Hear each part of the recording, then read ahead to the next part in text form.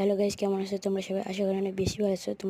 তোমাদের তো আমি ভালো আছি। তো দীর্ঘ 5 বছর পর আমি দেশে এসলাম। তো চলো বাড়িতে যাওয়া যাক। তো ফাইনালি বাড়িতে চলে এলাম।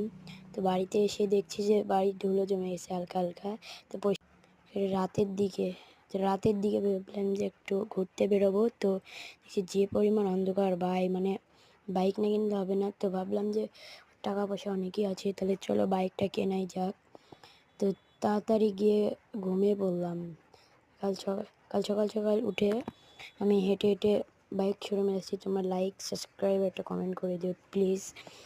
তো তো ফাইনালি আমি বাইক শোরুমে চলে আসলাম। এখানে 3টা কালার ছিল, ব্লু রেড আর ব্ল্যাক। তো আমি ব্ল্যাক কালারটা নেব। তো চলো বিলটা তো দেখি দাম দর করি কত বলে। তো চলো তো লেস গো, আমি যেহেতু 14,70,000 টাকা নিল। তো ফাইনালি কিনে বাড়িতে যাই।